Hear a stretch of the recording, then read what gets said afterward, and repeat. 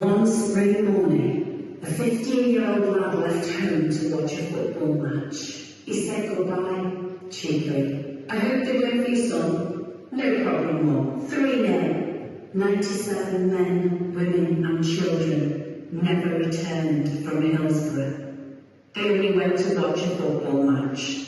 They should have come home. The football supporters died in the most tragic accident for the sport ever in this country. First of all, of course, our sympathies go to the families of those concerned. But there was a huge crush outside the Liverpool area, and the police seemed to be getting agitated.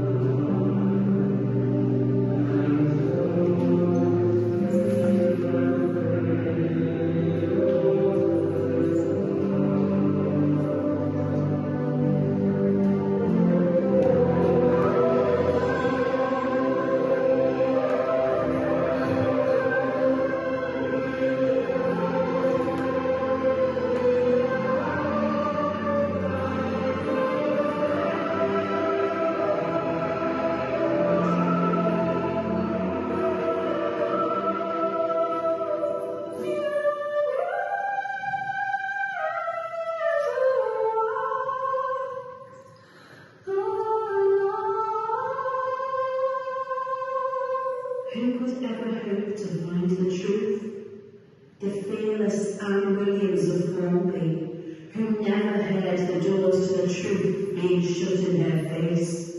What she heard was the last word of her dying son. So if you want to tell me a little bit about how the dance came to light and a little bit about the situation that we're currently at the moment. Yeah, so the dance came about completely because I tuned in like last year, maybe the year before, to ITV's programme that was called Anne.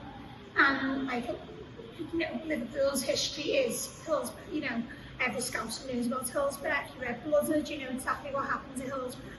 But I never knew about any of the victims' families. I didn't know anything in detail. I didn't know any great lengths of what had happened to Hillsborough, just that there was a disaster. So when I watched Anne, it was the story about Anne Williams, who was like the Iron Lady. She led the fight for justice for the families. And when I was watching it, I was just so moved because I thought, wow, this is one family, and there's 97 families that have all got their own individual stories with their own individual heartache, and then it ripples on.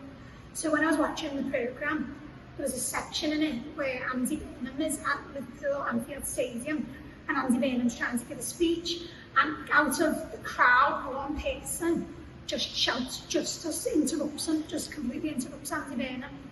And it just sparked the entire stadium, and all start singing justice for the 96, which is now obviously tragically 97.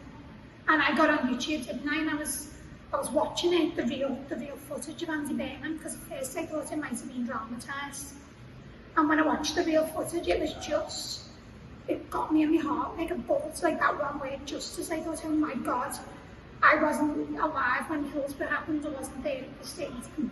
But now that I was educated on even just one family's fight for justice, I thought, right, I'm getting behind this campaign. I've got to do something.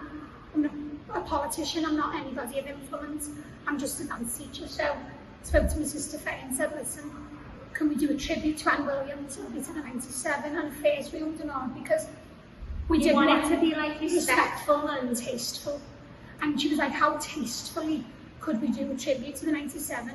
So we decided on music, we decided on costumes, everything got decided, and we were like, yeah, let's do this, let's make them proud. So that's how the Dance for the 97 came about. We told all of the children that they'd be obviously doing their routine, and we said to them, you know, what the routine was about and how serious and important it was.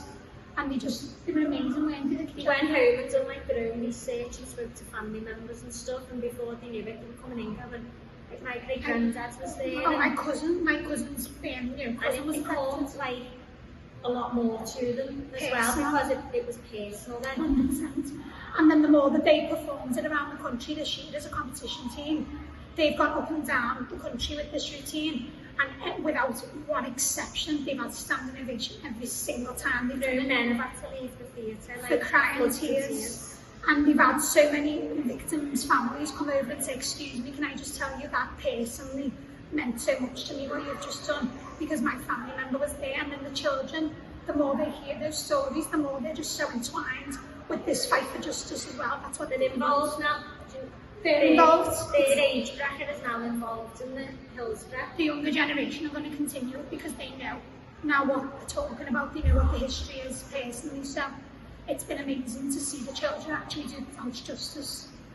Completely, and obviously they were scouted for Britain's Got Talent. From there they went and performed in front of a crowd of thousands, and also the judges too. Would you be able to tell me a little bit about how that was watching and seeing how people were reacting? Of course, so the children got scouted for Britain's Got Talent, as you know, and when they went on the stage, I was sat in the audience, famous side stage, and I just muttered under my breath. I was like, come on kids, let's do them proud. Because this was only ever about the families seeing this tribute. Britain's Got Talent was used as a platform from our end for the children to get this story out to the families. So I was sat in the audience and you could feel the tension. The second that it started, the judges almost sat up in the seats and leaned forward a little bit closer to hear the words. Some of the kids started crying before the performance even started, so it was raw emotion from the get-go. From the second that they started on that stage, they wasn't acting, they wasn't performing, they was just being as real as it gets when it comes to this, like, their emotion being portrayed to the audience. And in the middle of the routine, I just glanced around because I was sat in the audience and there was people that I didn't know. There was nothing to do with the children's families, in floods of tears, like heaving. And then before the children had even finished the dance, the audience members were just up like daisies popping up, one at a time. And the judges. And the second that it finished, when Molly and Alec hug, which is meant to depict Anne and Kevin on their final hug, oh my God, the audience flew up, the judges flew up. I was beside the stage with Ant and Deck, and they were trying, Ant was like literally wiping his tears away, so just to not get shown and not have no airtime, and when everybody, like the victims' families, see the tribute, it's just shocking.